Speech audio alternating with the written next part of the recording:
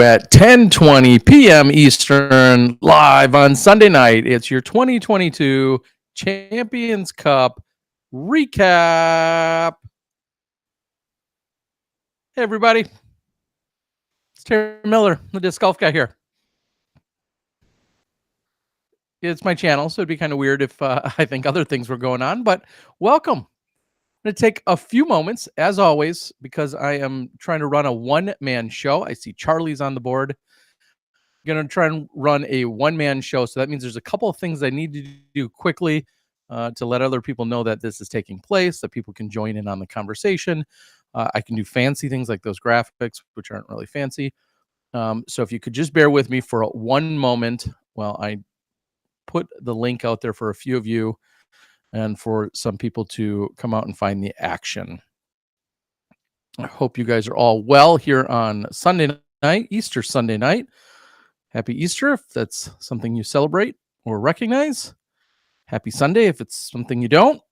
But I will quickly do a few housekeeping items, as I like to say, and get things set up here. So please bear with me for a moment. In the meantime, I'm hoping some people can quickly let me know if the audio and video, there's only so much I can do about the face, but if the audio and video quality is good or is workable. I see a couple of you on there. Sam, hello. Hope you're well. John, hi. NH Disc Golf says hello from Australia. Hello. What time is it there? It's Eastern at what, like 13 hours? Is it 13, 12 hours maybe from here? So it's probably 10 in the morning on Monday, sometime around there. Can you explain? There's a lot of things I'm going to not explain, but I'll attempt to share with you and explain. Can you explain +1 to -16? Of course, talking about some of what you guys saw out there today in terms of the broadcast and also the overall scoring here at the final day of the Champions Cup. So, of course, a couple disclaimers. If you don't want to know about results or you don't want to have conversations about those things, you absolutely should not be here. Pretty much everything that I'm going to talk about right here is related to the action that took place during the final day here at the 2022 Champions Cup in Appling, Georgia. So if that is not what you're here for, or you're somehow waiting on something, then you need to, I would move along right away because I'm going to immediately get right into it. Matthew says, Terry, what are you seeing out there? Silence. Yes. Technology continues to challenge us some days. Some days it's personal error. I'll take the blame for it. Some days it's technology error. And no matter how we arrive at it, it's really frustrating, especially in some cases where I hear them throwing to me. That's the terminology. I hear the booth, usually talking about Ian Anderson, and he'll say, hey, what's going on? Or where's that disc? Or how's that lie? I'll hear it usually in my one good ear.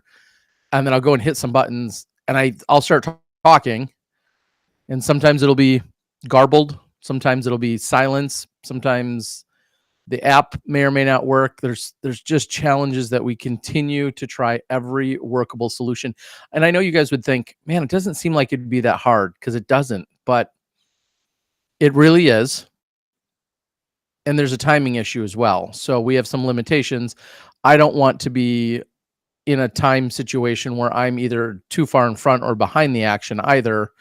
And that potentially ruins or spoils some of the broadcasting as well. So we continue to work on it. I feel like we're really close to a perfect solution. But then on a weekend like this, where the signal is especially difficult to get locked in, it's like every great solution the great solution we've arrived at gets that much more challenged, and I don't want to say thrown out the window, but certainly put through the ringer, which I don't think anyone my age or younger should be saying. That sounds like a weird. Does that come like the ringer? Like put through the ringer. I love looking up where phrases come from. You guys have any guesses? Is that the ringer as in like the washing machine? And that used to be the old. We're gonna look it up. That's what we do. That's what I do. Where did put through the ringer come from? I love looking these up. The idiom put through the ringer comes from the process of washing clothes and using a wringer to squeeze out the water. Okay, so surprisingly, I was on the right track there. All right, so you guys are saying audio is good. Disclaimers, good one, Cody. There isn't a bump from being on the recap show. I had dinner with Calvin, but it wasn't the right kind. It wasn't the one that he paid for as a celebratory dinner. So you're right. That was exclusively on him, not on me though. Is Calvin coming in? Not tonight. However, I'm going to break some news right off the top of the show. In having dinner with Calvin and Zach Melton and a whole slew of really amazing people, I discussed what we had done last night. And again, having some of these shows isn't necessarily a new concept. I've been doing it for a few years. Sometimes they've been with Johnny V and doing an official Smashbox podcast. And then sometimes when they've been alone, and it's usually on the Disc Golf Guy channel. And we very much discussed it at the dinner table. And few people think this should become a little bit more of a regular thing. And maybe we have some ways to keep the variety and keep the spice up and running. So cheers to that. That is a great idea. And I'm going to earn your unsubscribe at one point or another this year, I'm guessing. For those that are wondering, which you're not, I did not have any more Founders Backwoods Bastards. It was a very sad realization, and that means I am trying the breakfast stout by Founders, which is delicious, but it is not. Oh, come on, there we go. The Backwoods Bastard that I've really grown to love. Founders, I'm looking at you. All right. Thanks for going live with the spoiler title, unsubscribing. Yeah, there you go, of the day 4 recap. How's the ambience after 18 FPO? Did you get info on Kristen? Okay, let's just jump into it. You guys are at it. Oh, and it's 12:25 on Monday over there in Australia. I really want to get back to Australia with some disc golf action. So let's jump into, hopefully if I click this button, we will be good to go and bring you guys a little bit of the scores. Thanks to our friends over at UDisc, as I'm going to kind of break down some of the things that we saw that took place out there on the FPO side today. Of course, that's what got started early this morning. And every bit of an exciting battle is what it turned out to be. We were hoping for some kind of a shootout and some excitement. And there was in a couple of different categories. And I guess by categories, I really mean Paige and Kristen battling it out for first. And then what turned into a battle really for that third place position between Sarah Holcomb and Owen Scoggins. At one point, I think Sarah Holcomb was legitimately in the conversation about possibly turning things on hot enough to maybe catch the players up in the lead, whatever the case might be. The conversation was what we expected, and then maybe even a little bit more. And of course, that means Paige Pierce, your champion here.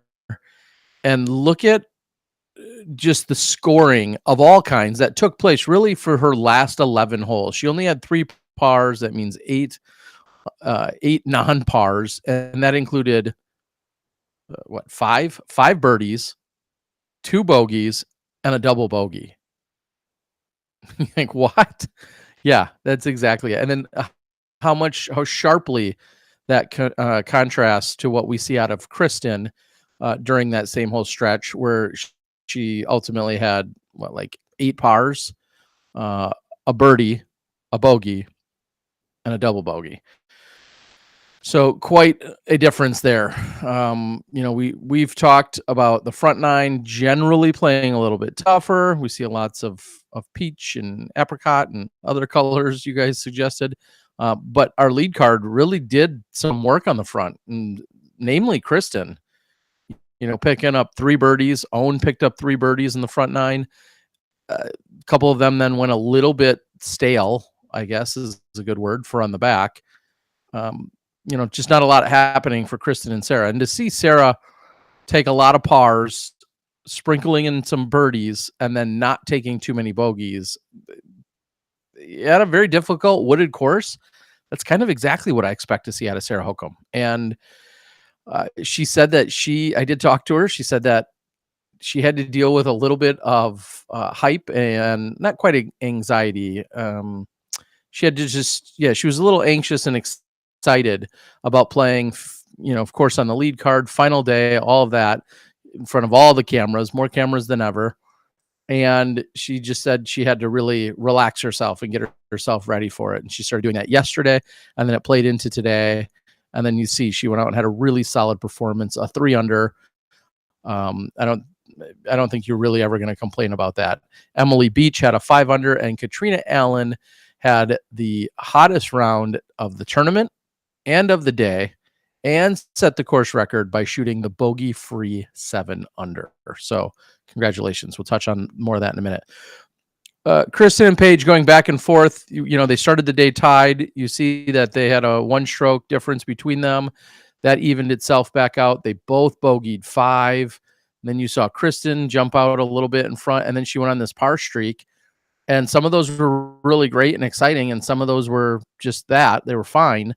And Paige is the one that was making these moves all over the place. And as they got to 18, as they got to 17, when I saw Paige struggle, and then Kristen ultimately didn't get up and down from that right side where she'd been somewhat in that same area the other 2 days, and then going into the final hole with a 1-stroke lead, I didn't think it was secured, but you definitely thought it obviously she had the advantage. It was in her favor that she'd go into that with a 1-stroke lead, knowing that in the previous 3 days she had gone eagle, birdie, eagle, and thinking, man, if she gets even just a birdie here, forces Paige to get the eagle, that seems like you'd roll those dice all day. You'd take those odds or chances, or maybe you wouldn't roll the dice. I don't know what the correct saying would be there, but you'd be okay with that. And we saw one of the most, they're sports, I get it, not everybody can win, but that was still easily one of the most just kind of heartbreaking and painful unfolding that we've ever seen, especially by someone of such an elite level being Kristen. I think I made the joke a few weeks ago that, if I'm in that position, I feel like I'm doing that, almost every time, having those struggles that she had. But when you see so many of our players that are so poised and are so confident and are so seasoned, you start to wonder if any of them have nerves. And I think Kristen very much answered that question today, that nerves still are 100% real, as she's staring down a 45-footer, knowing that she makes that 45-foot birdie putt and the tournament's over. And to get the carry that she did that went over the basket, she gave it too much power, it goes over the basket, and then to have her come back and not draw any medal, it was just this snowball. And you could just, of course, it feels like the entire county deflated at that moment. It was just so brutal. And I don't think you have a heart if you didn't have, even if you're the biggest Paige Pierce fan on the planet, I don't think you have a heart if you didn't feel some sense of just sheer heartbreak for Kristen at the same time. I mean, and Paige will tell you every day that she hated seeing it, and that she would have loved to go to a playoff. She would have loved seeing Kristen make that comeback putt even and send it to a playoff. She would take that playoff, I feel like, and her chances, and what comes as a result of that is playing as a professional disc golfer, over the way Kristen ultimately handed it to her. I know Paige. That's what she would do. If you could go back in time and say, hey, You have the option of her hitting the putt on the comebacker. And I know that sounds crazy because you're like, oh no, you're there to win. What do you care? You know how competitive Paige is and how she doesn't want to see or to earn a win in the way that she did. And somebody's got to win, so she's going to take it.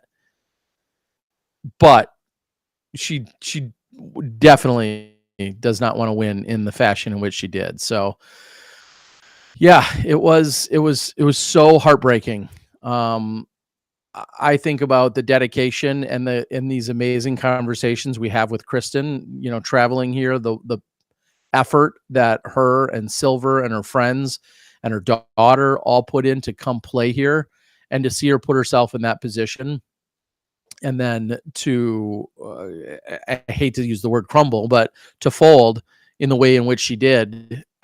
Again, I understand you want to be competitive, but if you have any heart whatsoever, you certainly feel bad for how that went down. But that was what happened.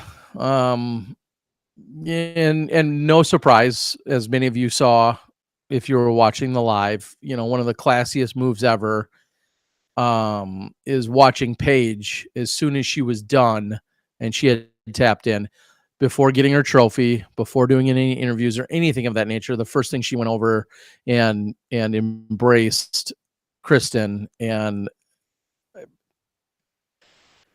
it obviously was very serious and very heavy in that moment, because it was, but it also doesn't surprise me at all. That's built within Paige, and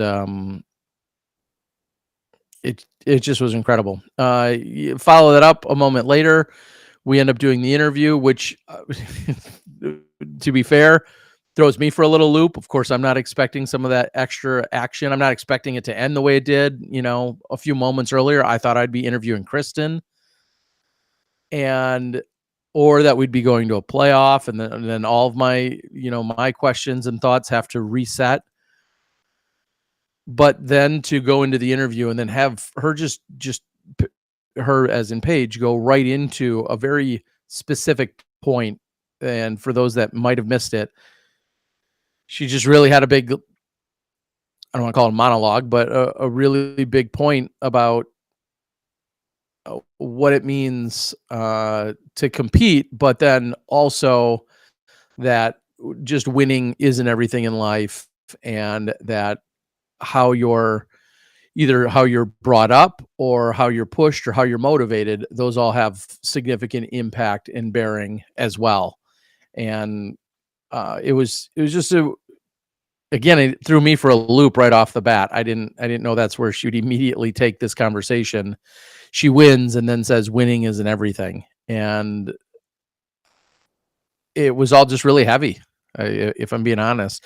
And as she's talking about those things, I'm thinking in my own head, not only do I have to think of whatever I'm going to ask next, but also I'm thinking about my 11 and 13-year-old daughters, who are in some sports, they're in some theater, they're in some, other activities, scouts and whatever else.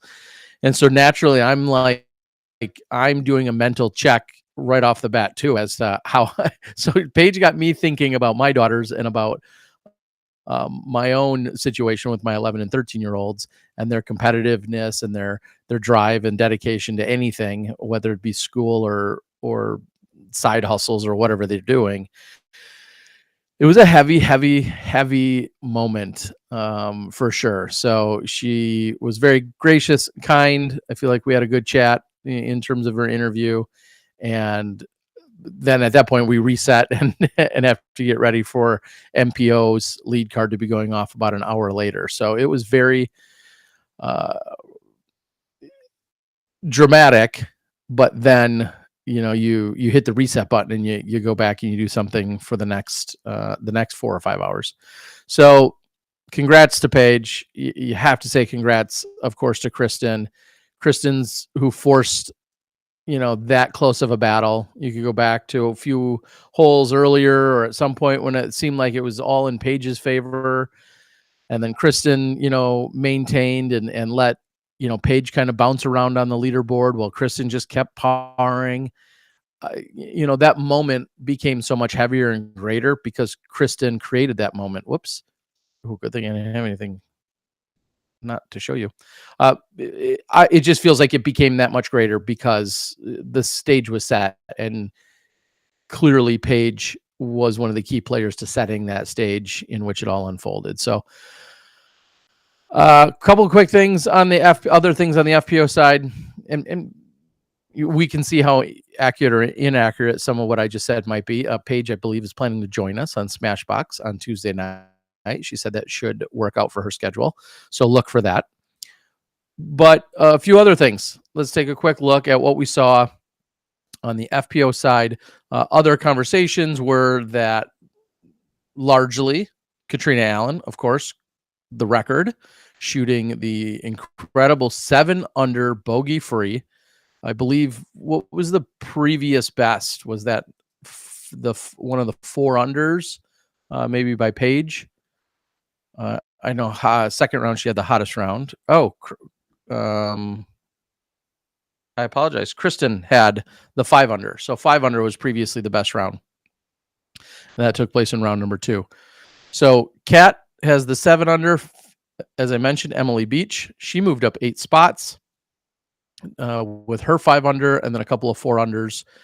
So you look at, 4 or 5, about 8 or 9 women total today finding under par overall. Again, a lot of birdies on the final hole. I know I kind of beat that to death, but very much a lot of birdies on the final hole. Jennifer Allen had the eagle. Kona Panis had the eagle. So congrats to them on a strong finish. That has to feel good. Walking off the course with an eagle. I can't think of a much better way to walk off the course if you're not winning the tournament. An eagle feels like a good way to do it.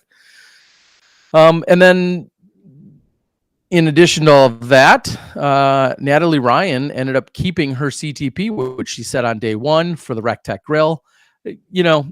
Some may say, well, who cares? It's a grill. Well, first of all, they're fancy, really, really fancy grills. But second of all, it's like an $850 grill. We're not talking about, your disposable $19.99 $20 Weber that you bring to the ballpark. We're talking about a pretty high-tech high-tech grill. So she won that. They are prepared to ship it to her. I believe that's what the default solution is. I know a lot of people made the jokes about them fitting it, the winners fitting them into their cars or vans or whatever. But they had agreed that they will be shipping those ahead of time. So congrats to her. I counted that exactly 6 steps, and that was heel to toe with my Keen sandals. And 6 steps. And she set that in day 1, maintained it, I believe, the entire time. And then on the men's side, as you probably saw or heard, I know we dropped that little nugget in there. Thank you to Robert Leonard, that I was told he was in the first group of MPO and he had the box. He had the honors by the time they got to hole 5. And he was the very first MPO player to throw hole 5.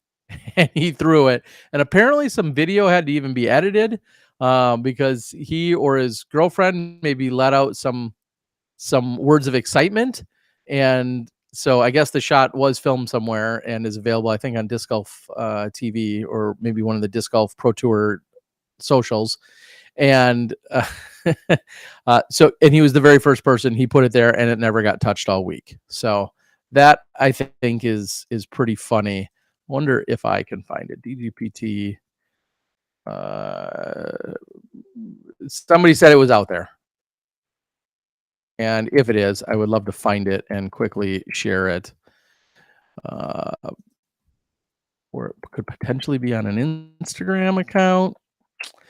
Sorry, this is all part of the live broadcast that you're going to get here today. Sometimes I go digging around for things. I don't know. As I take a quick look through, it's not in the stories, so we're not finding it there. I'm guessing it's probably out on the Facebook. And if I just looked, you guys are probably yelling at me, telling me it's on the Facebook. If I had to guess, but let's see if we can find it, because I would like to see it. I have not seen the shot myself. I had just heard that it was ultimately filmed and then shared. Let's see if we can find it. Oh, there's a promo piece that I don't think I've seen yet. There's probably a lot of really good stuff that I haven't seen yet because I'm not fully caught up. I'm just putting it out there. Also, Bushnell did a golden golden rangefinders. I forget the exact name of the award, but the longest throw-ins on the weekends. Throughout the weekend, the longest throw-in. I don't know if an ace would have counted then officially or not. If they were including aces, I assume they would have. The longest throw-in by FPO and MPO won something as well, and that ultimately went to Natalie Ryan as she had a 241-foot eagle throw-in on hole number 15. 241 feet eagle throw-in. Unfortunately, you don't get to see it going in the basket because we didn't have a catch cam down there because she was a few cards deep. But so you can't. You got to think like pretty big day for Natalie Ryan to take that grill, to have one of the better rounds, and then to take the golden Bushnell. I apologize. This is driving me crazy as I'm trying to look for. I don't know where it is. It's out there, people. Hopefully somewhere. Someday I'll find it and then I'll share it with you. James Conrad. There's a lot of good stuff out there on the Disc Golf Pro Tours page, but somebody said that it was out there. Weather was gorgeous. So I wanted to touch on that. There were a couple of raindrops as we were just finishing up dinner tonight. So everything that was talked about, weather rolling into the afternoon, that continued to get pushed back. A few clouds started to come in as we were like leaving the grounds and the course, and that was it. So very blessed with all of that. All right.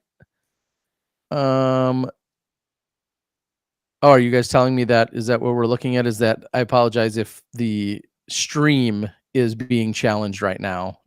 I guess if I'm looking at the comments, that's maybe what you guys are saying. Funny how Paul. All right. If the stream is bad, all we can do is blame the hotel, unfortunately. I am reading. Yes, that was a blind shot, very much a blind shot for Natalie Ryan on the downhill hole number 15. On the men's side, and I, of course, gave him a hard time about this, winning them today, the Golden Bushnell, was Zach Melton. And I had personal experience with this because while the women were playing and putting out on hole number 10 or working their way up hole number 10, some of the men some of the men were playing hole number 2. Some of the earlier cards were playing hole number 2.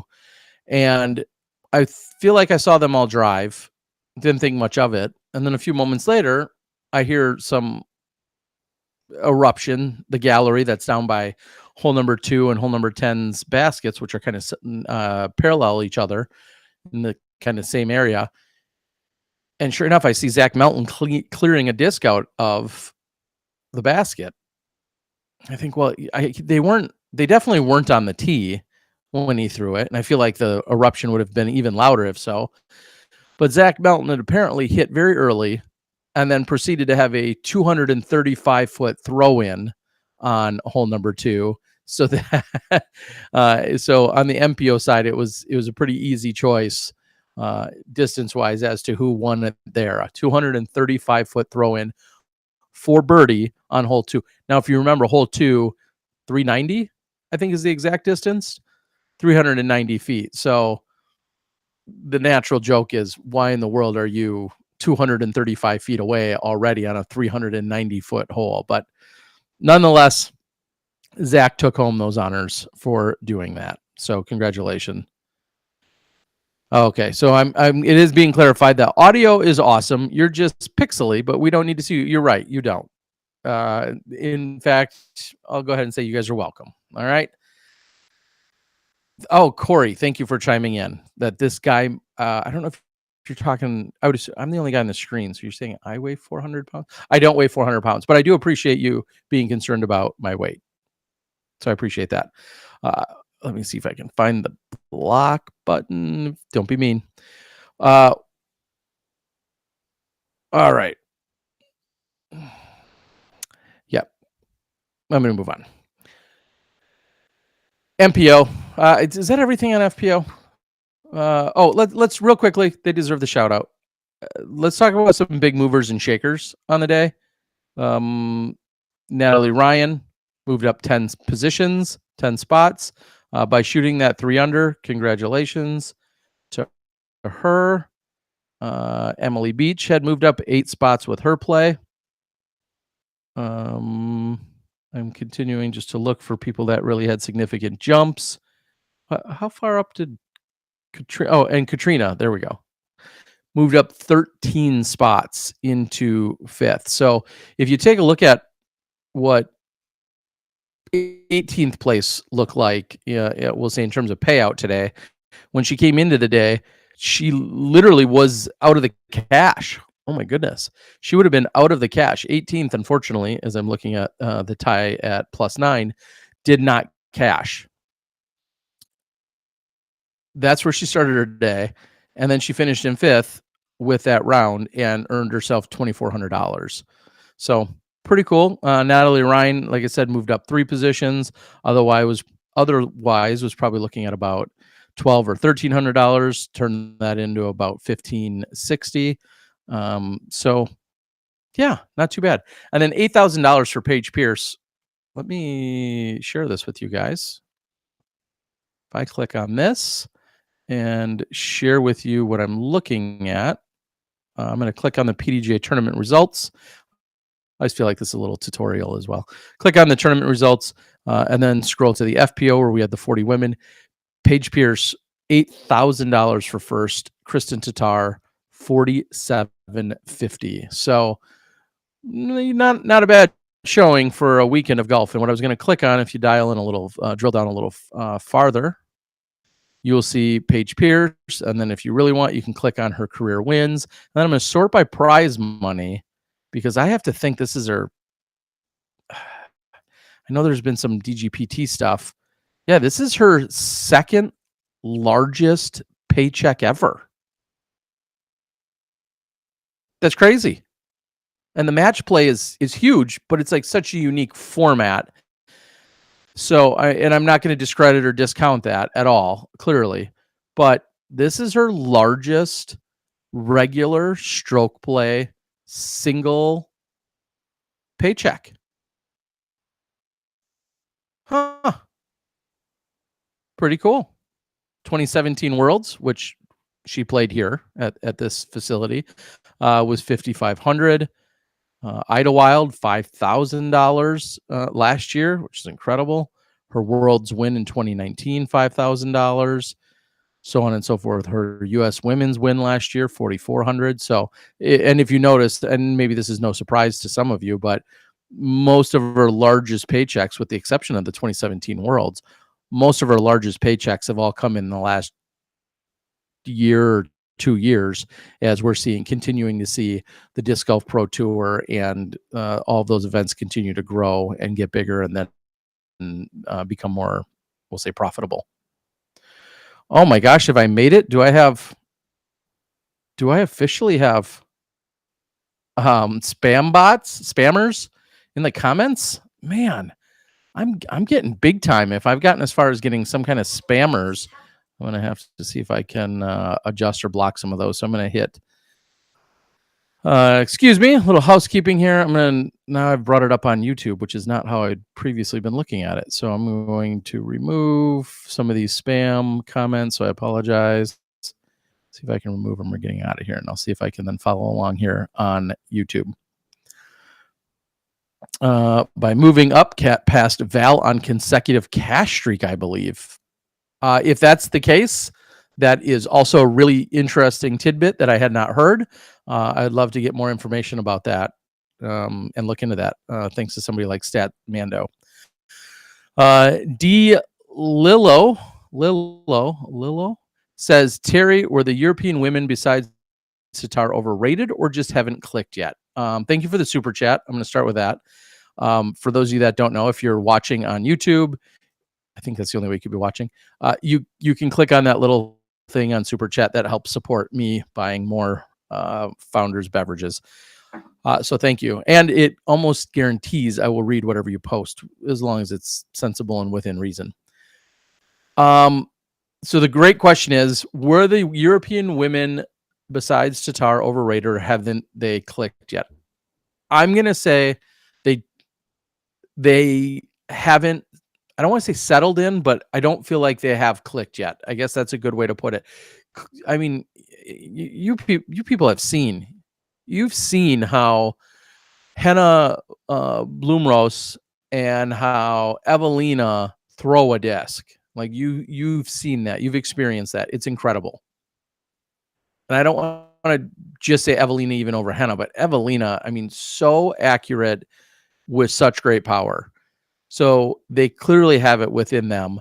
And then what we've seen is some significant putting struggles, and they're aware of them. So you don't need to post or tag them. They know. They're very much aware of their putting struggles. I know this is going to sound a little bit stupid, but if you get rid of those putting struggles, or they don't go through those yips or those somewhat newfound struggles or hurdles, they're right there on top of the leaderboard at every event, probably. And again, I understand how obvious and dumb. Well, if they just don't never bogey, they're going to win tournaments. I get it, but if they were playing 100% their normal games and just literally eliminate the yips, as we'll call them, I guess, then they're in the conversation at every single event. So it has been weird seeing them and then having them not in the conversation, but there's almost one definitive thing we can point to with every single event where they haven't performed well. And it's come down to a lot of those short range putts. So when you add all of that up, do you say, are they overrated? I don't think so. I think of it as, we'll call it similar to a slump. Steph Curry goes out and for 2 months, only makes one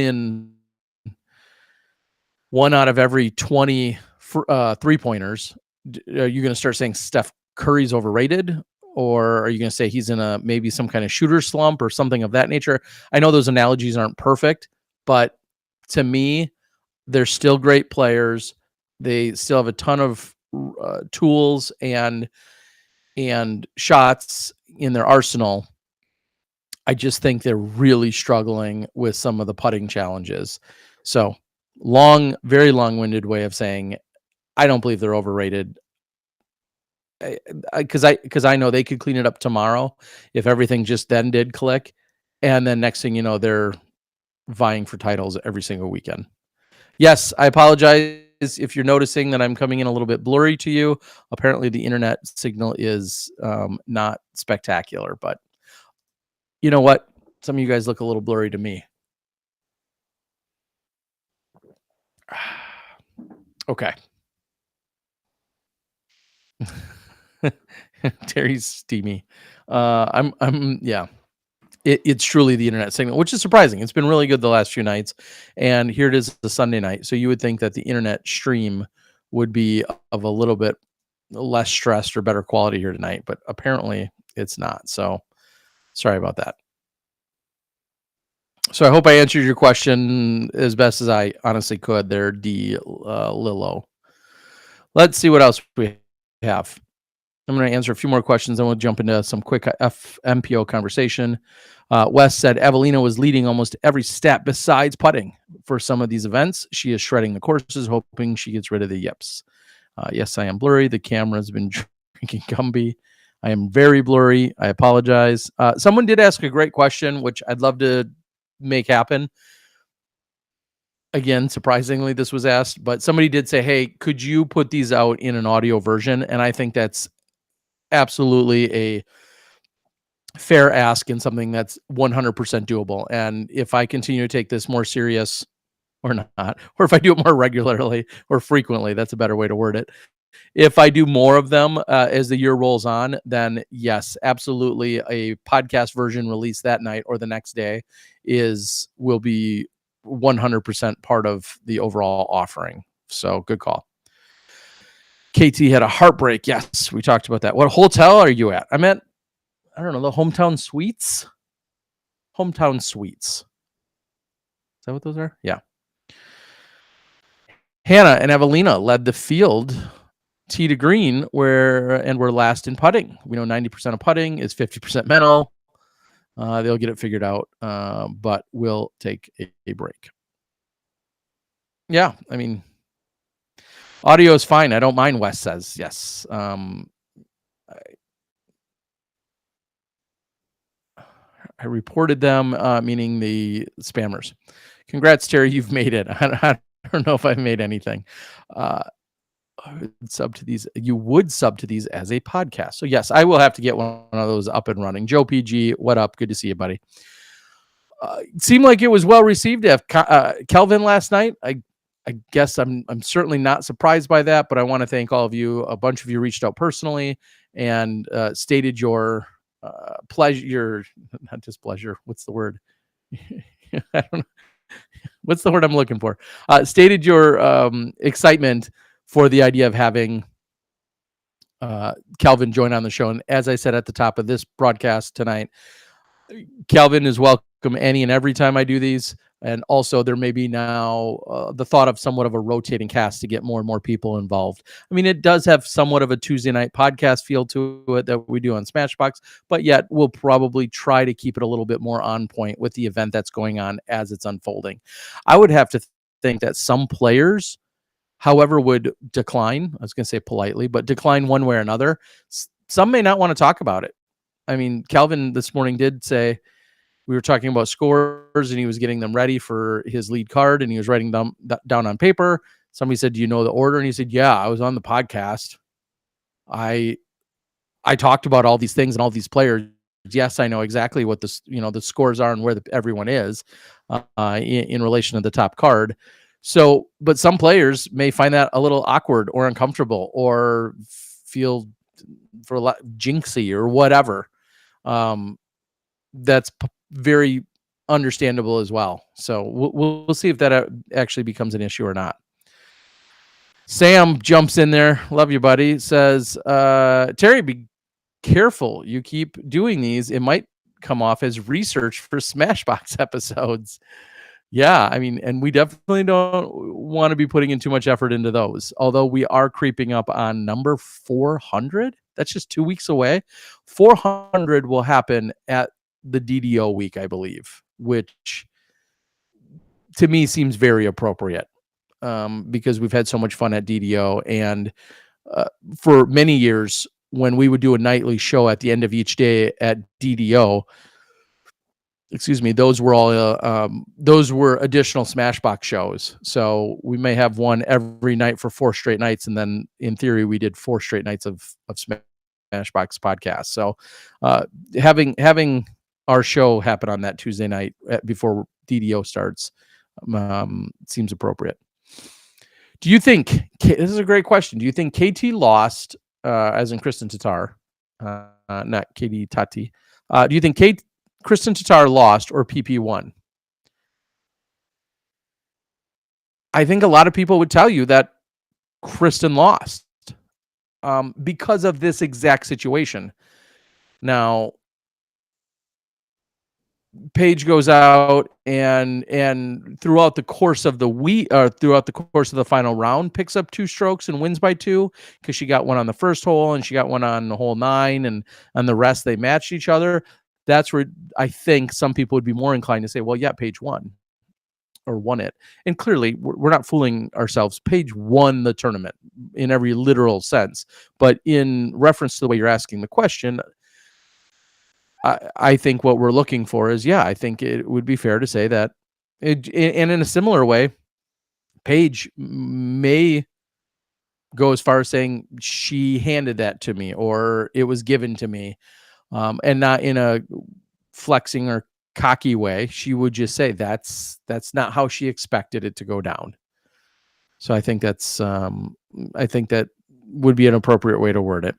Do you have any thoughts about what Paige said about arguing with her dad and the idea of success is winning? I think, again, to paraphrase as she said it in the interview, I think she just feels as if her and probably millions of other parents, to whether it's their daughters or their sons, put a ton of pressure on winning, on performing, on excellence, on perfection, and all of those types of things. And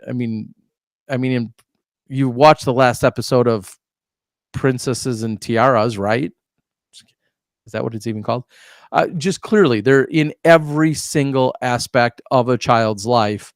There's the opportunity for a parent to potentially be overbearing or demanding and or incredibly pushy or whatever. And she was putting out a general statement saying, hey, there's more to life than winning, and winning is great, but there's more to life than that. And just make sure you recognize that. And I don't know how you can, I guess I know how you can disagree with it. Some people would, right? Like, winning is all that matters. And I understand that mentality by some people. Paige is just saying she doesn't necessarily subscribe to that.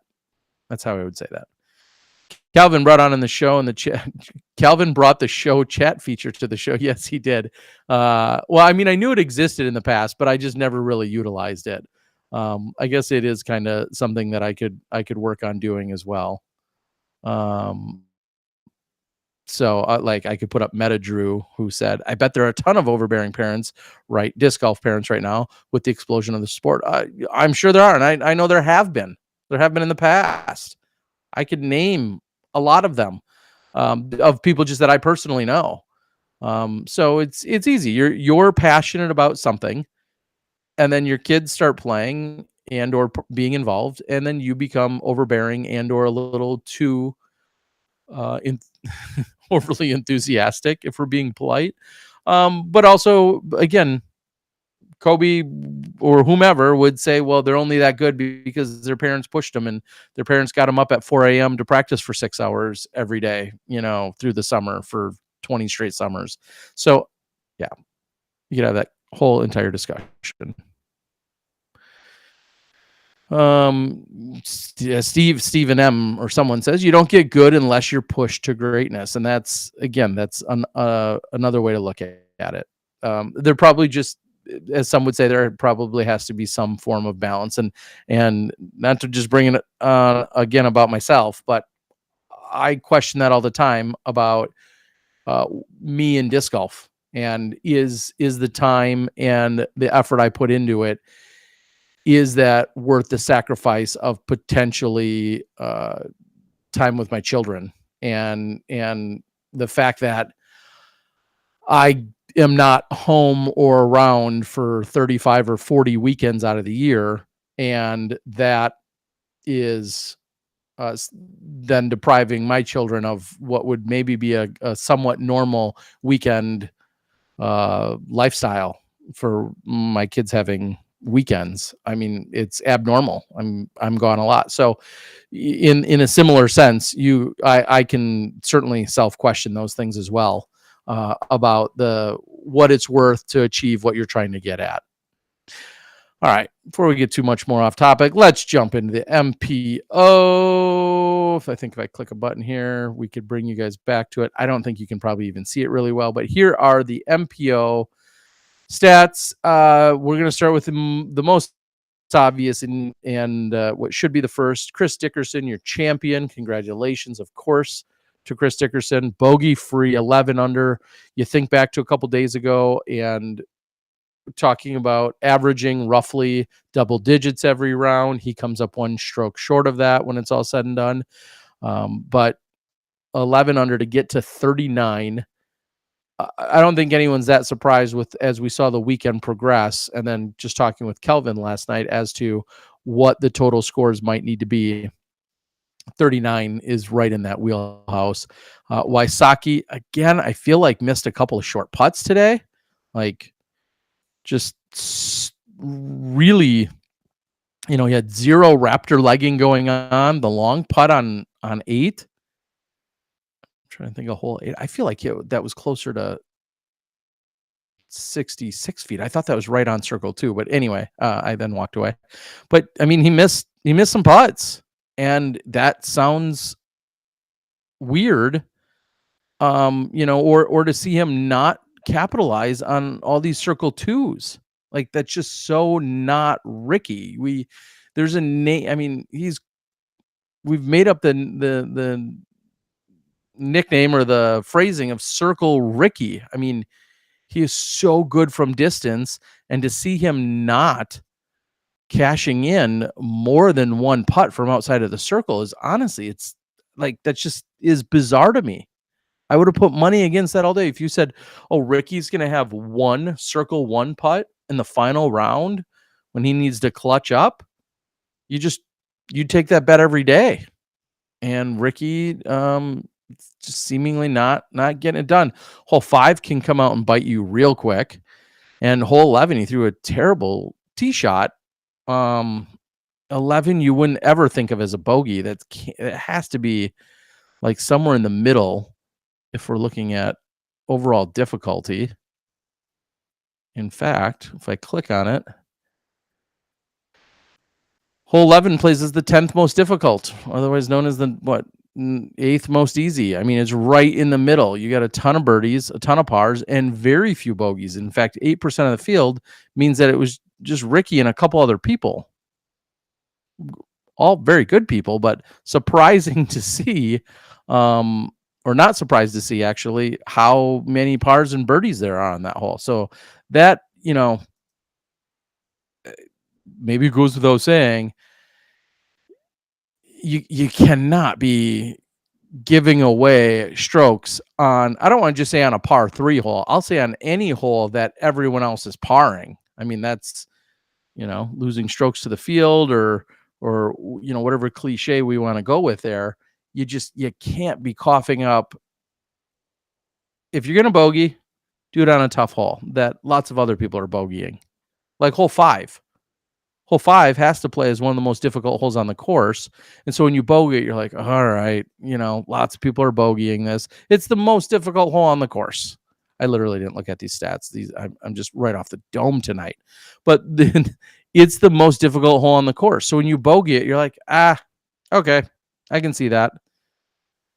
Or you double it, or you have a David Fehlberg struggle. Ouch, right in the struggle bus there. Yeah, no big deal. Like, everybody understands how easy it is to bogey that one. But you can't bogey hole 11. Just can't. So Chris Dickerson, bogey free, your champion.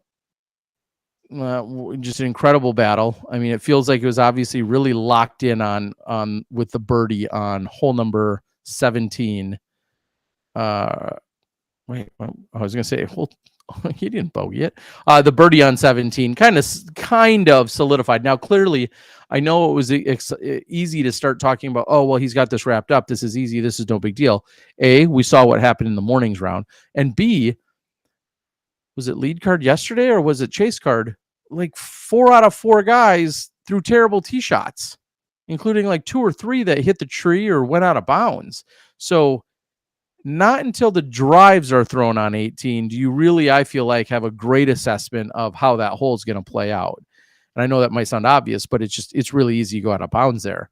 So it wasn't until the drive was thrown on 18 where I had a sense of, okay, now this is for sure Chris's, because Chris could easily hit the tree, kicked back, went out of bounds.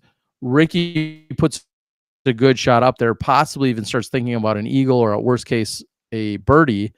And Chris then, trying to get up and down from the short tee, walks away with just the par. I mean, then it's obviously a very different ball game. So the clean tee shot by Dickerson, that's what officially sealed the deal, in my opinion. The birdie on 17 just gave him a little bit more comfort, but also a little bit more confidence, possibly.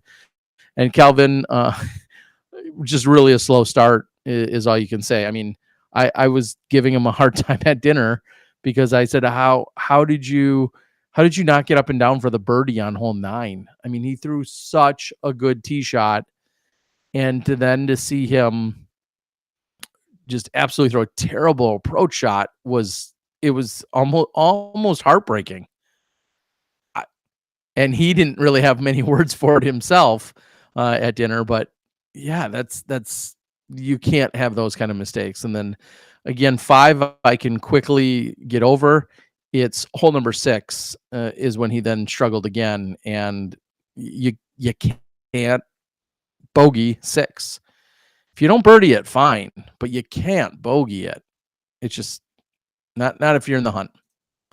Corey Ellis, phenomenal day out there.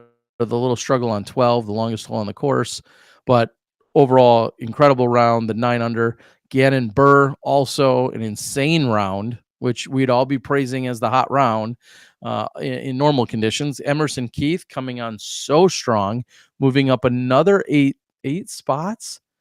So he finishes at 33, but today he shoots a 12.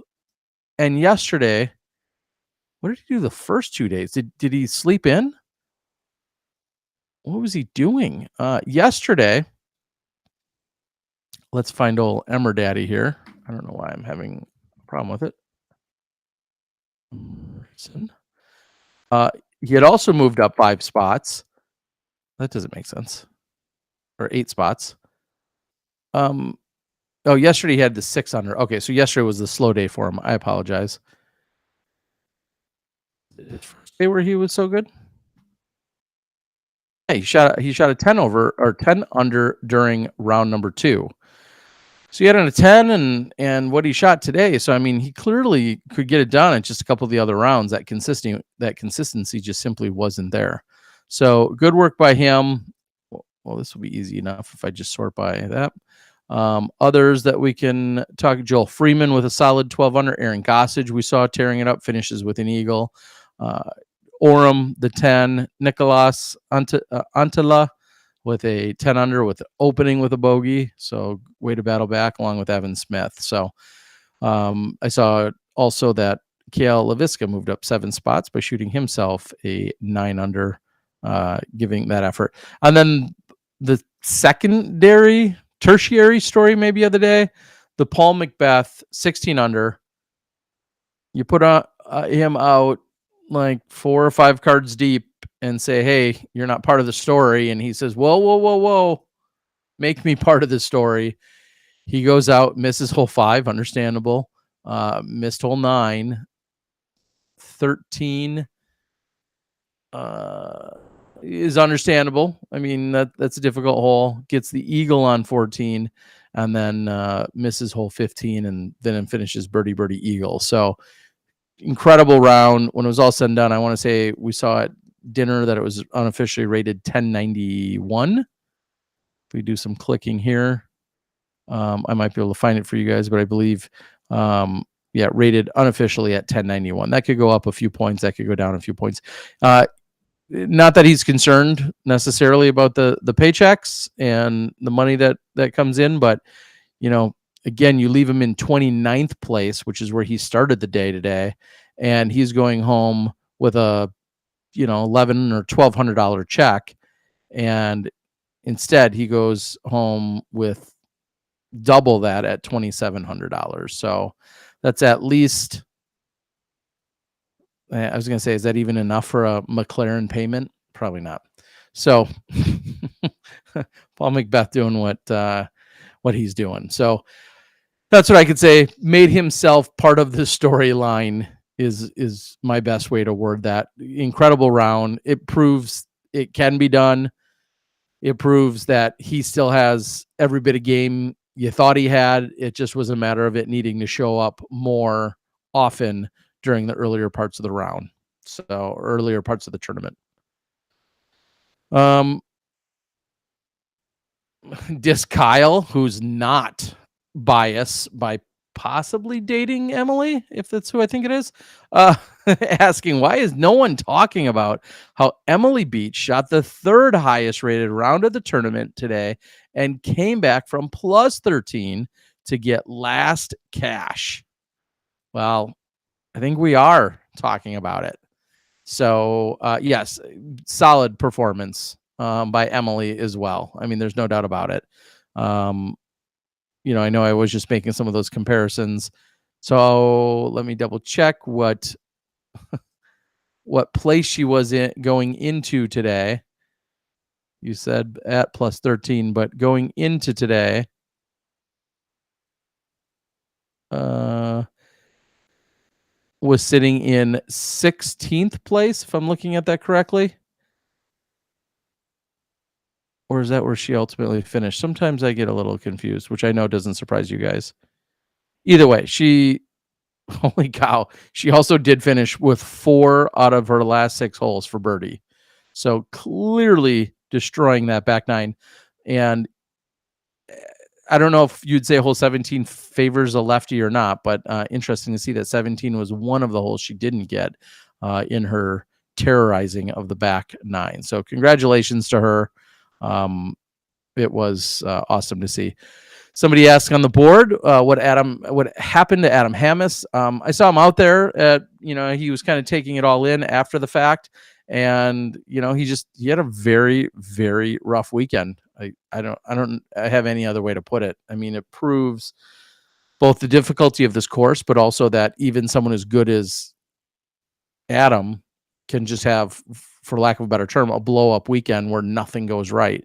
And I think that's a fair way to say, to kind of recap what happened to him this weekend. Jay says round 1, Adam pretty much was real bad or real good hole to hole. Yeah, I mean, I think he did ring up a number of birdies, but then he'd have just these blow ups. I remember watching him on hole 14. I think it was during round number 3, and he was hit early, went off to the left, didn't go more than 30, 40, 50 feet, threw another shot. I mean, he was short. He was lying 3 and was short of where most of his card mates were lying 1. And you're talking about a par 5 or a par 4, par 5 with 500 feet to go up around a double bend and everything else. It can pile on quickly when you're out there. There is just no doubt about that.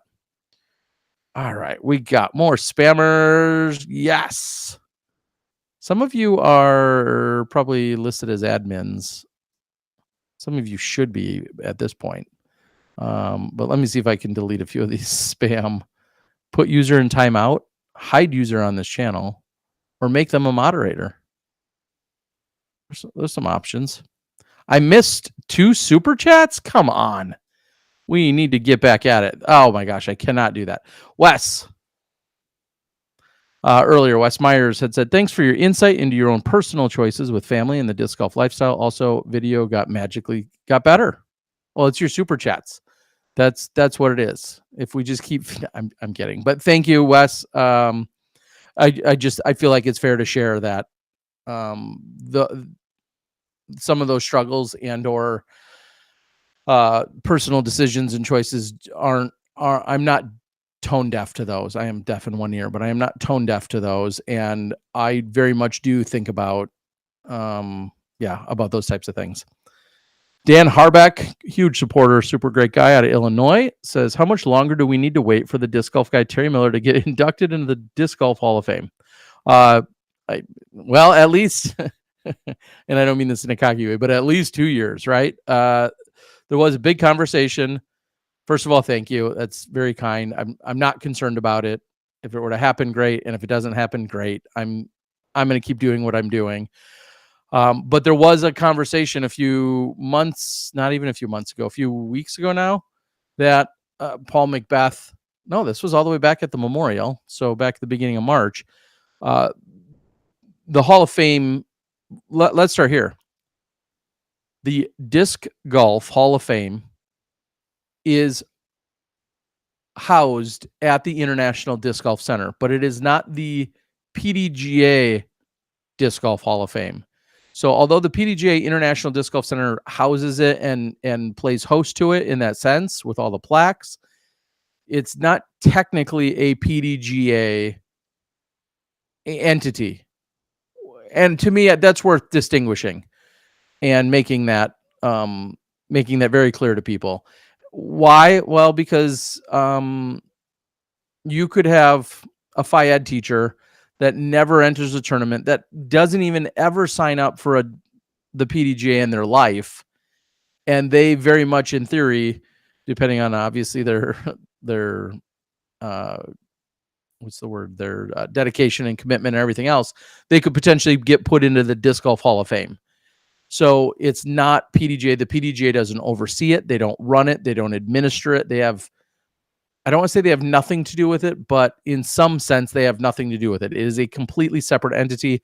I don't have a good analogy off the top of my head, but I'm sure you guys could think of plenty of them out there where it's clearly tied and they overlap in terms of the concept, but yet they're not an official entity. The PDGA is not.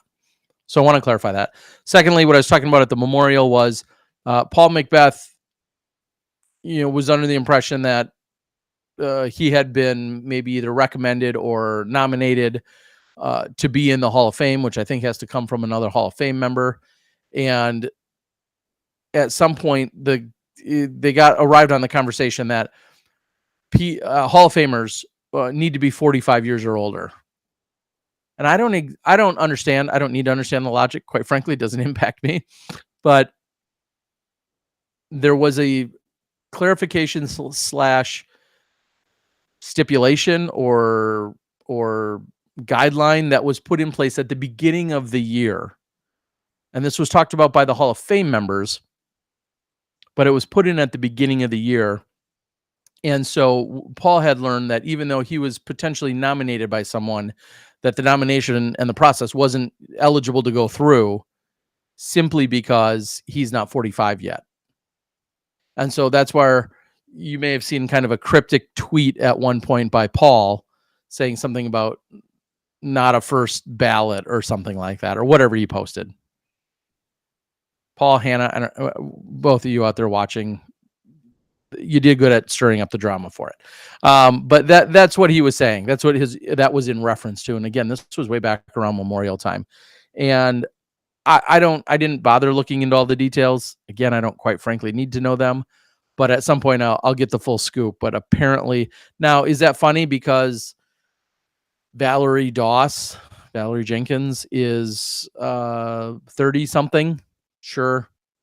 Are there a lot of other individuals in the Hall of Fame right now? I'd have to go look at the list that are under 45 other than Val. Now I am curious, and I could get myself in trouble by guessing people's ages, but I feel like I know. Is it Disc Golf Hall of Fame.org?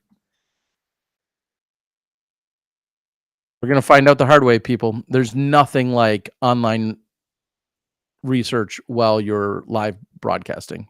That's what that is doing for you right there. Let me see if I can quickly find it though. Hall. That shows you how good my internet is working. Disc Golf Hall of Fame. Okay. So real quick, there's a whole page on it. I'm gonna actually put it out there for you guys. I'll put it out there if anybody wants to click on this or wants this as any kind of official timestamp for some other time. You can take a look at it. So I'm gonna link to it right there on the PDGA. But I do want to quickly look at how old are these people? Disc Golf Hall of Fame website. The Disc Golf Hall of Fame.org is the official website. There we go. So let's see if we can find that. And it says right on here, 501c3 by Levon Wolf, the inventor of Quick Stick. Well, it doesn't say that, but he is. Candidates must be at least 45 years old as of January 1st of the year of election. 15 years of active disc golf participation. Candidates may be competitors, professional and or amateurs who have produced a substantial body of high-level competitive success, or contributors, those who have impacted the game significantly in areas outside of competitive arena, such as administration, course design, innovation, instruction, promotion, etc., or both. Exhibit integrity, character, and sportsmanship with dignity and wisdom to foster the greatness of the game, and a favorable standing and honorable reputation within the disc golf community that warrant consideration into the highest honor in disc golf. Well, cheers to that. Let's look at this list quickly. Hall of Famers. And I don't want to say bore you, but I'm not going to go through every single person and read them all off to you. But as I'm looking down the list of people that I know, I'm currently seeing, I'm through 2003, 2006. Now, Ken Climo, when inducted, again, back in 90 something, probably. Ken Climo wasn't 40 at the time. He had won maybe, I think, 5 world titles when he was put in. A lot of these people weren't 40 at the time when they were put in, but I'm just looking for the youngest people. And somebody can correct me if I'm wrong, but I'm going to say that the 2020 class has to have the 2 youngest people in the Hall of Fame. Those being Jesper Lundmark and Valerie Jenkins Doss. Yeah. Both both are sub 45. So who knows? All right. I am very honored. Thank you again for the kind gesture. I am very honored. I was 2003. I was inducted into the Wisconsin Disc Golf Hall of Fame, which is housed in my favorite place in the world, in Sandy Point Resort and Disc Golf Ranch up in northern Wisconsin, minutes from where Adam Hammes grew up and started playing disc golf himself. So I am in the Wisconsin Hall of Fame. Great, huge honor, of course. Terry really got the bots today. All right, I'm going to see if I can clean up a few more of these. Report, put user in timeout. I just think of these dirty spam bots and then think put them in timeout. Something still doesn't feel right about that. All right, I'm going to scroll down. His Jomez practice round looked pretty good. I must be not seeing what that's in reference to.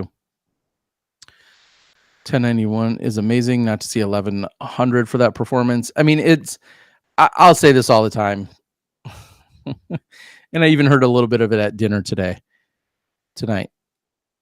Ratings don't matter. Who cares about ratings? Ratings this, ratings that, blah, blah, blah. Oh, hey, did you see my new rating? Here's what it's now at. And this, surprisingly, I'm saying, comes from even a few of our top pros. I always get a kick out of that. I personally am a fan of them. I won't go off into that entire tangent. I am a fan. I'm fine with them. Are they perfect? Of course not. What in life is? Right? Nothing in life is perfect. I'm generally fine with the overall concept of ratings, and I understand some of the arguments for and against them. However, every single Tuesday when there is a ratings update, it's hilarious to me how a ton of people who don't care about ratings then post their rating. You're going to hear that from me every ratings update. Terry, you didn't get Calvin, one of your Ontario Rocks? No. No, he doesn't get those. I like him. He couldn't handle it. They're way too unstable, I'm sure, for him. Disc Golf Kyle. Disc Kyle says she's 15th in Disc Golf Pro Tour points her first year on tour, referring to Emily, which is awesome. Adam's new Tour Series zone must suck. I doubt it does, but I think he just struggled. I don't have any special insights, but I do know that the last round was pretty good. I wouldn't put too much weight on his performance this week, meaning Adam. Totally agree with that. Did I? Yeah, I did get the other two, or get the 2 super chats now. Make me a moderator, Terry. Oh, that's a scary idea. But Ryan Pilcher, pretty stand-up human, so I'm going to add him as a moderator. Thanks, Ryan. You can be more on top of it than me, that's for sure. Big shout out. Let's get a big hoorah for Ryan out there. One of the gentlemen running around with me at Throwdown the Mountain, and also put in a lot of time and work over at the Memorial to help give you guys coverage. So Ryan, I very much appreciate it. What's Prodigy going to do if Kevin Jones doesn't enter consistent lead and chase cards? Well, they're going to probably do, well, hopefully they do what any good sponsor would do, which is they just keep supporting him and ride it along with him and give him any kind of support that he needs. That's what they should do. And I would say that of any and all sponsors. Because if you react to somebody in a small window time frame, not performing well, I think that makes you look kind of like a terrible company or sponsor. And that's a very generic statement for any company or sponsor. If you just happen to not be winning or playing great. Is the W.R. Jackson course too easy in its current state for the future fields? No, it's not. I mean, right? One of the best players in the world shot one over. Of course, he followed it up with a 16 under, but he shot one over.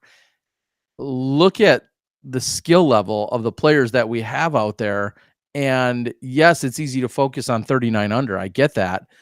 And a lot of 10 and 11 unders and double digits, mainly in the final day or largely in the final day when everybody got things figured out.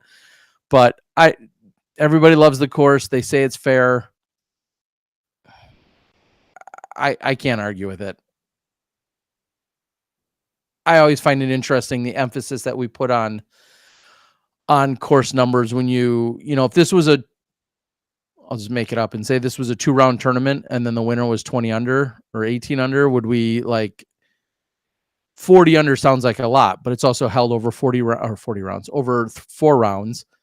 But 40 under might be the winning score for DDO. Are we going to get mad about that? Maybe. I don't know. For some reason, I don't put a lot of emphasis or stock in that.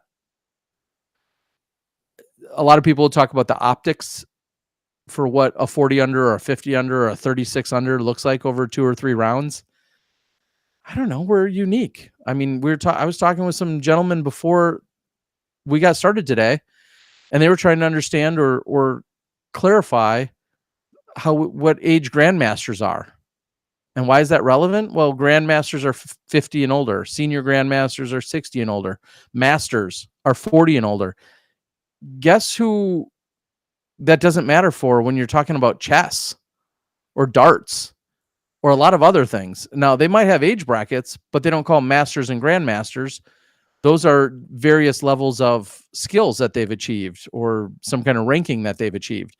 So my long-winded point to that is, let's not get too worked up on always making sure we fit somebody else's norms or somebody else's perception when it comes to our nomenclature and the things that we're doing. That's how I mean, we can be individual, we can be different. I mean, one of the most popular terms in our entire sport is hyzer, which isn't really a real word.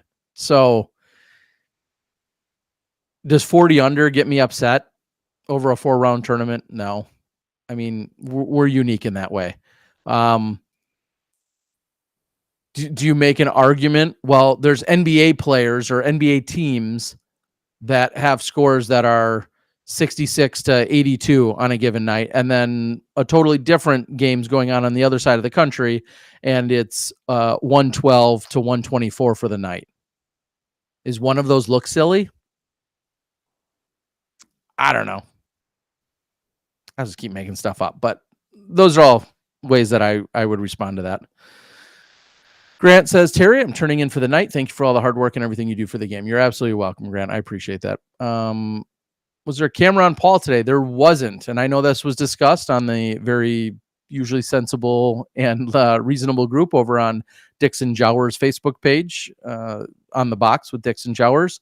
And that exact debate went on as to why is one of the best players in the world going uncovered. And somebody said, because he was in 30th place and had no shot to win. And how do you know he's going to go ham or turkey or whatever the kids say? How do you know that he's going to do that? And even though he did, I don't want to say it's insignificant because it's not, but in the grand scheme of things, it's still kind of insignificant. Shot a really good course record. I like Paul. I think it's incredible, but that's not the storyline today. Now he shoots the course record, gets into a tie for first, wins or loses, different story. But even with a 16 under, he's still significantly short of where he needed to be in terms of the tournament. So can somebody cue up the Shooter McGavin response when somebody says, "Oh, did you see that guy, drive it that far?" And he goes, "Oh yeah, what place did he take? Dead last," or what? However you replied.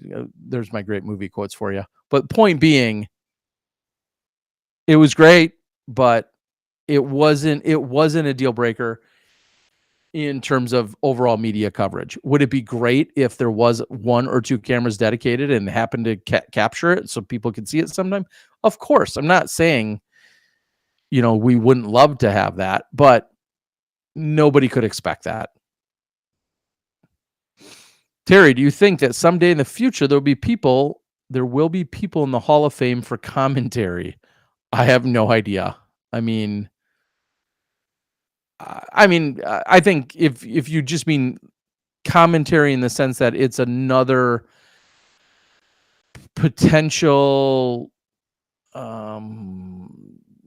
vehicle for people contributing to the sport, then sure. I don't know why not.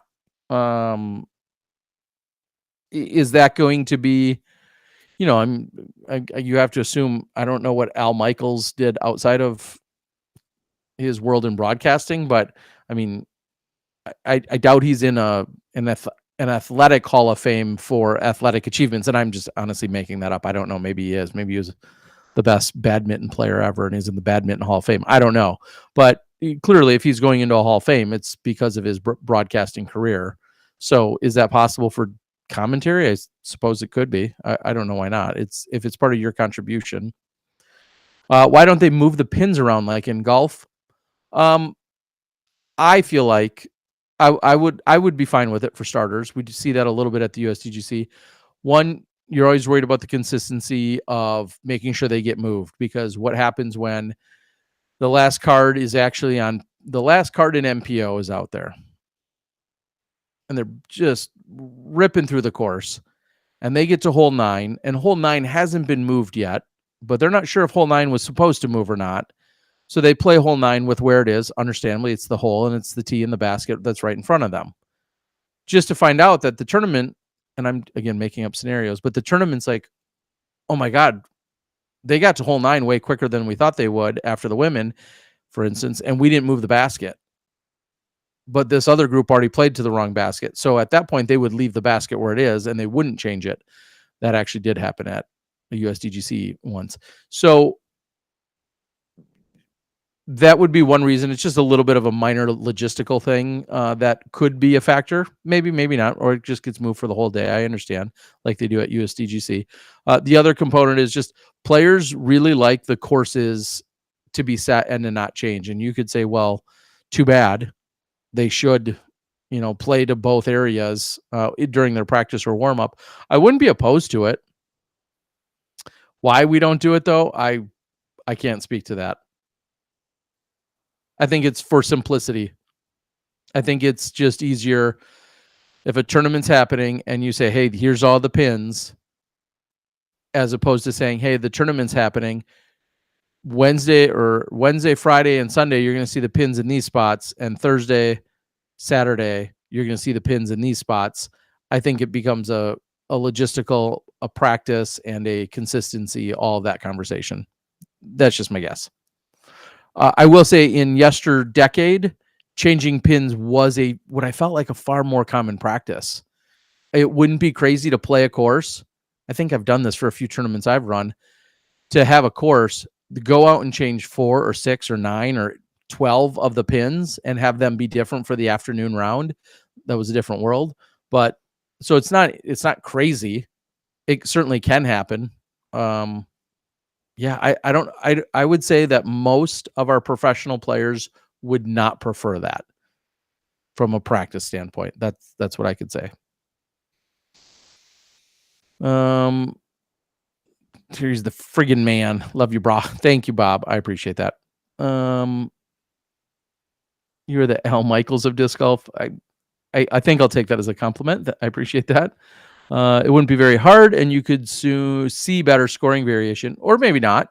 I mean, what happens when you change it to a pin and then everyone's not as familiar with it, and it turns out to be just this ridiculous par fest? I mean, you're absolutely right. I mean, you'd see different scoring on that hole for sure. Well, not for sure, but likely. Yeah, that I agree. Would the hole itself though provide different scoring variation and be a better hole? That's the real question. And then also, I guess if you really want to dive into it, statistically, I don't want to say it becomes a nightmare, but then you're talking about different course configurations. Oh, well, did McBeth set that on the 16? Did he set that record on W.R. Jackson Golds? Or did he set it on the platinum round? Or did he, it's on the gold course, positions B, as opposed to when he shot 1 over on the gold course, positions C, D, F, or whatever. Again, I'm not saying these things couldn't be overcome. I'm just thinking of some of the ways in which it provides more hassle than maybe it does benefit.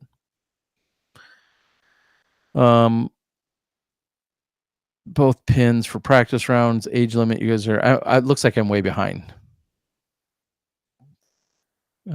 Clear the stream. That's good. Jack Lowe of KC should be in the Hall of Fame. I would never argue about that. Jack Lowe is an incredible human. I may have also, besides some other things, I had the pleasure of being in Thailand with Jack Lowe hours after the Kansas City Chiefs won the Super Bowl.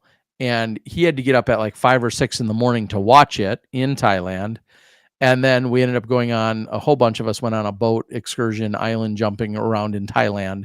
And Jack had just got done watching his favorite NFL team win the Super Bowl. So I'll forever kind of have that memory. And Jack Lowe, spent time with him in Japan actually as well, now that I think about it. Incredible human. So I'll go along with that. Terry fits in all the cats. I fit in all the, okay, I'll go with that. Is that a stout or a cold brew?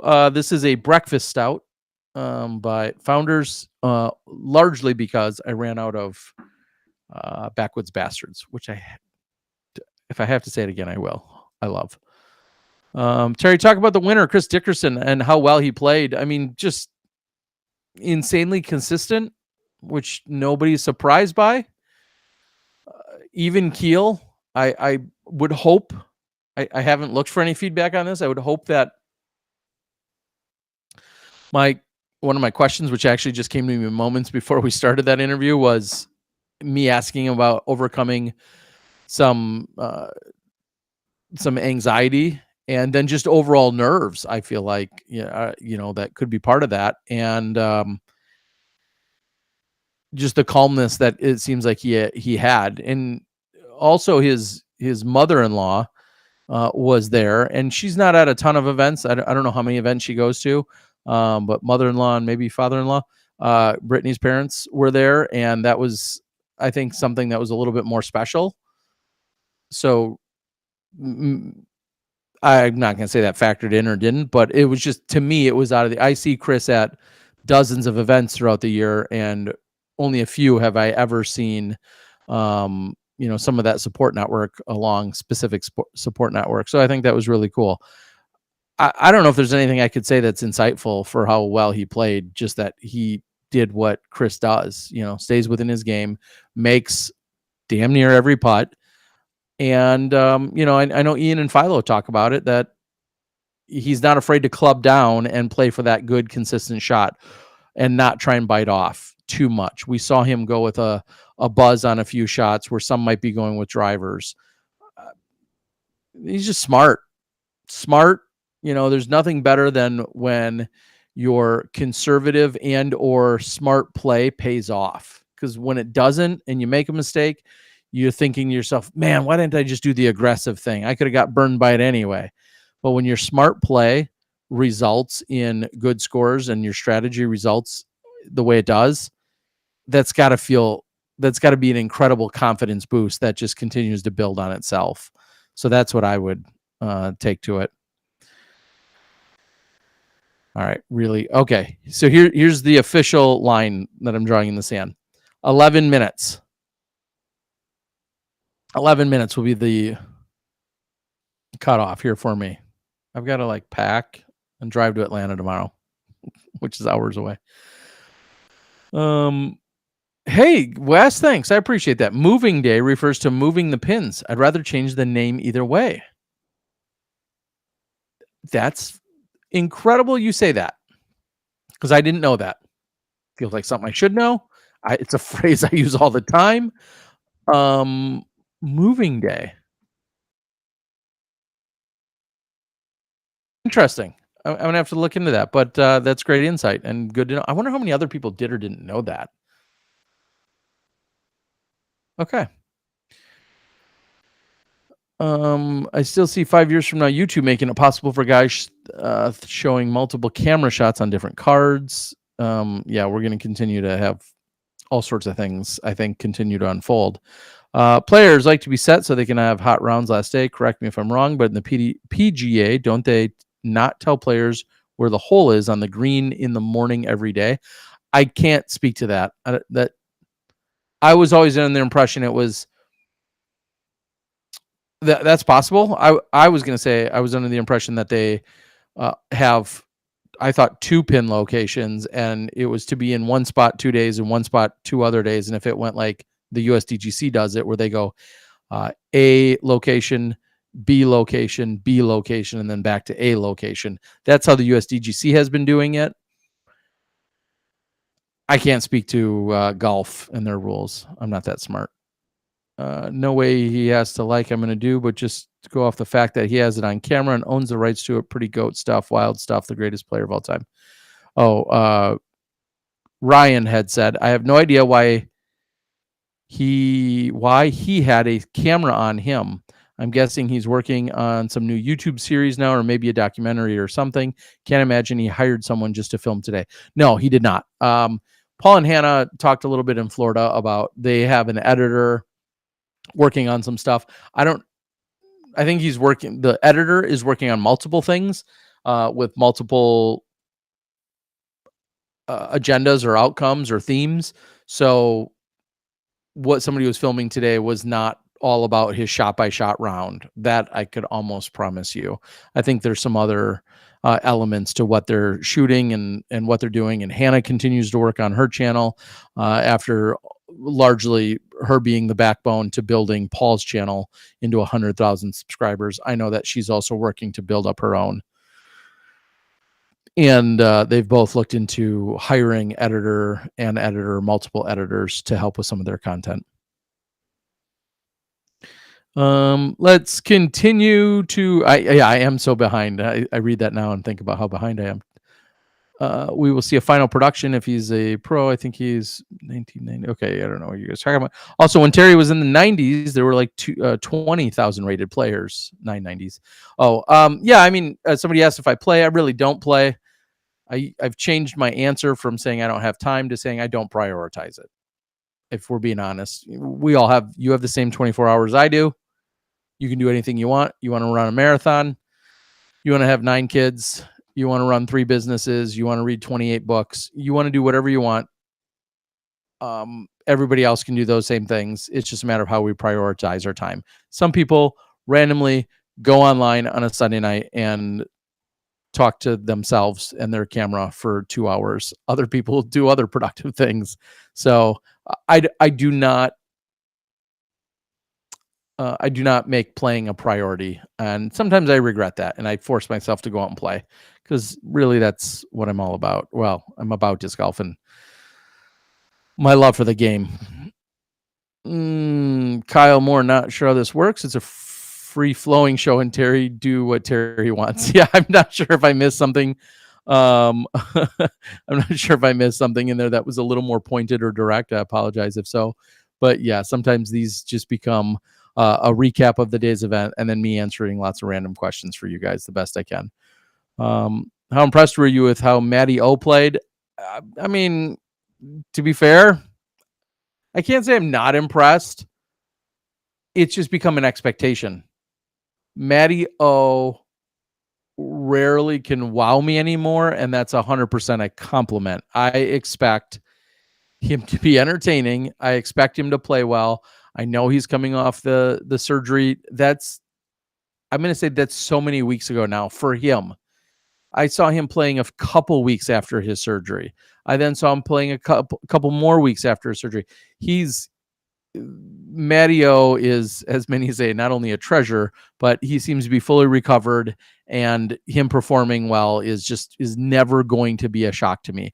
When he was a 16-year-old wearing an oversized baseball jersey and playing in the World Championships in 2005, and I'm watching him throw 500-foot shots then, and wowing the crowd, I knew he was already something special in 2005. Terry cursed Kelvin and Ricky. I don't think I cursed. I mean, you could make an argument that I cursed Kelvin by him being here last night, which I don't think happened. But he was here, but I didn't curse him. But Ricky, I don't think you could say I cursed Ricky. I don't know how you would arrive at that one. Route 5 says that's deep, Terry. I know or now have to rethink my whole life. Terry, you should play casually just to get outdoors. I couldn't agree with you more. And O'Doyle rules. I like the reference. You're 100% right. And that's something I keep thinking I'm going to commit to myself more to. It's really easy for me to be in front of a computer for 18 or 20 hours in a day for multiple days. It's really, really easy. Partially because I love it, but or because I have to.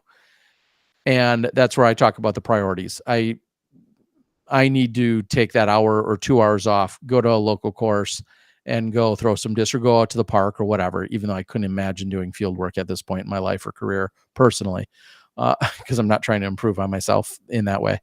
But to get out and just have the genuine recreational activity of just being outside and walking on non-tournament days, 1,000,000% I couldn't agree more. I'm not going to lie. That's sometimes why I love being forced by some of my friends to go out and play. Paige and I were talking on a tee yesterday, I think on a tee. And she said something about, she's like, when's the last time we played? I'm like, it's been years since her and I have played any kind of golf. She's like, let's do it. When you get into Jonesboro? I'm like, well, I'm not going to Jonesboro. I'm going to Bend to commentate on Jonesboro. And she's like, DDO? I'm like, yeah. She's like, yeah, let's go and play around. I said, well, I don't want to play country club. That's too long. She's like, no. We'll go wherever. I mean, there's 1 million courses in Emporia. And she's like, yeah, let's just go out. She's like, and then she paused. I know that week's super busy. And it is, because it's this really fun week. But yeah, that's the type of thing I certainly need to go out and be part of and just do more of. That's all there is to it. And playing with some of my friends, whether they're 5-time world champs or not, I need to go out. And I mean, I could have played at Throw It on the Mountain. I had the time. Said I walked around with a camera for a few hours every day, and then 8 hours and whatever. I just need to go out and play. What does your disc collection look like? I've got a lot. Some are really valuable, really, really valuable. Some aren't valuable at all, but there's maybe a 5-figure number of discs. I think that's my way of saying 10,000 or more. I've got a lot, and some of them are very stock and are ready for sale tomorrow. And some of them may, not see the light of day for another 10 years and are highly collectible. Everywhere in between. I'd like to think that a majority of them are worth more than retail is one way that I word that. Do you have a step counter or mileage counter? When I was on the recliner at work today, I was thinking, man, how much did he walk during 2 rounds every day? It was a lot. And I'm not going to lie, my dogs are barking. I've used that phrase now. I think it was only 18,000 steps yesterday. Maybe it was more than that. I remember thinking that doesn't seem like enough. And then I do often make the comment and the joke, like, how do I not weigh less? I walk sometimes a lot of golf. Let me quickly see if I can find it. I'm almost running out of time here before we close things down. I have a fit counter that I don't know how accurate this is, and then where it's getting stuffed in my little man purse as I'm walking around the course. Oh, here we go. Fit. Let's take a look. Oh, it's 11:59, so it's going to tell me. It tells me I had 17,479 steps today, which doesn't feel like enough. It feels like it should have been more. So maybe that's how and where sometimes the phone gets held and or used, because I'm holding it sometimes. Yeah, it's all over the place. But it's a lot of walking. You can drink beer while you play. That's funny. I don't do that, but that would be a good idea. I don't drink that much typically anyway. Terry, we need you to do a practice round preview for the next. Yeah, that would be kind of fun. Haha, word is that Terry can put his girls through college with those discs. What's your favorite disc that's not worth anything? Just Ontario rocks. I mean, there's some Ontario rocks that a lot of people wouldn't pay 10 or 12 or $15 for. I love them. There's some that are worth more, of course, that are in better condition, but a beat up Ontario rock that's a 7 out of 10, that's my dream. A lot of people wouldn't pay for older Comets either, and I was a big fan. I am a big fan of Comets. If you aren't wearing it, they don't count correctly. Yeah, I'm confident that is not counting all of my actual steps. Seen Terry work at Idlewild. He puts in a lot of walking. I certainly do. We need a big in the bag video. I've talked about that happening for years. That it's funny how much you guys would just realize, like, my bag is now 10 years outdated. I throw wraiths, rocks, a couple legacy discs and molds. I did put an MVP driver in, and largely there's a million new discs. I don't grab a new disc and be like, oh man, I really need to go see how this flies. I almost don't care, if we're being honest. So my in the bag would be a 10-year-old bag setup that I've just never bothered learning anything new.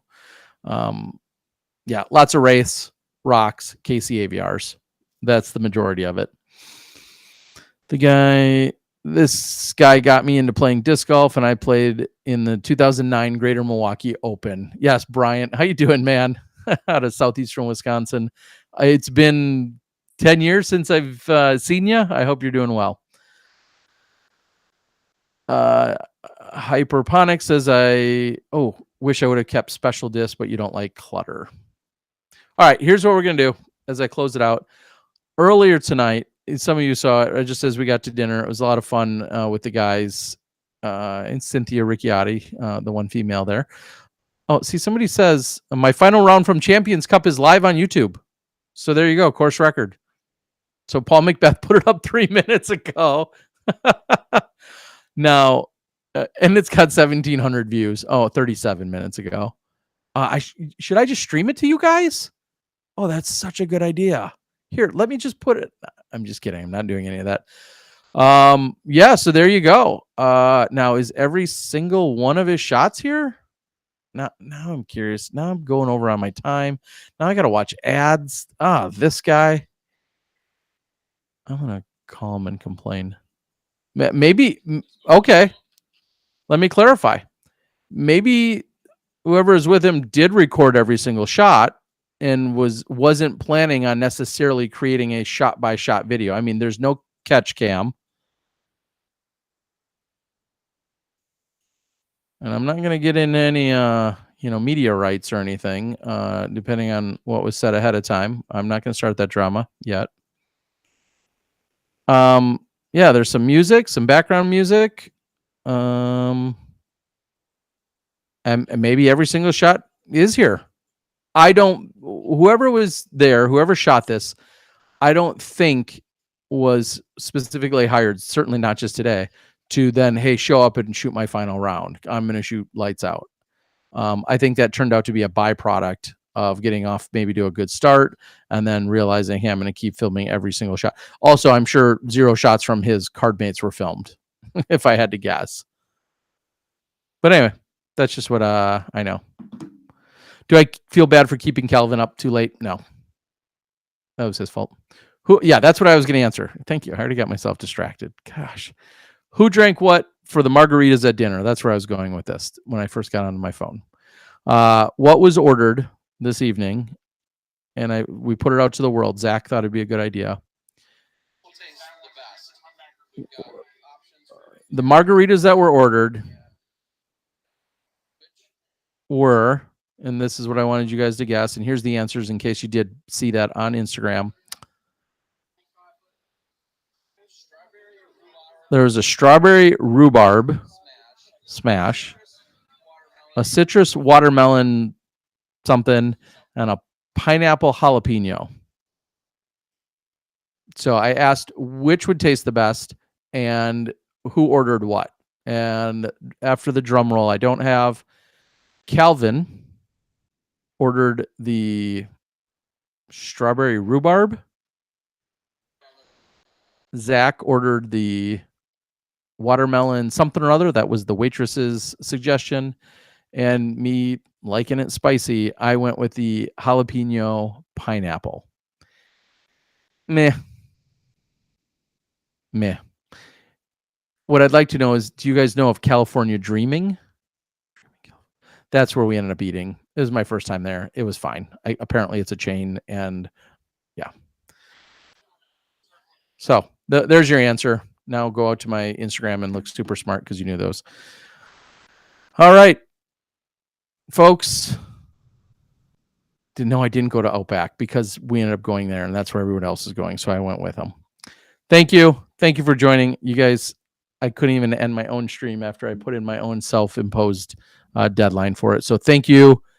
Thanks for watching. If you genuinely do like these, or you have constructive feedback or criticisms, you can let me know. I'm going to probably give you a list of excuses why I'm limited as to what I can do. Because if it's just me pressing the buttons, there's only so much I can do to have it be seamless. Hopefully I'll always have better internet, because it seems like this one's been really bad. I do want to get it out in an audio version. Then you won't be seeing my blurry stuff anyway. And then the last thing is, I will almost never, especially if I'm alone, I will never have any capabilities of feeding in footage from the day. Well, because namely I'm not shooting any. So I can imagine those are the biggest suggestions. I wish I could say, hey, look at this putt from Tatar on hole 9. And, here's the tree Calvin smashed on hole number 13. And then show those to you. I don't have those at my disposal. So until this becomes a slightly bigger or different operation, that's not quite possible. Although I do like those ideas. Thanks. Like, share, subscribe, do all the YouTube things. I should probably give some stuff away. Ooh. Bushnell.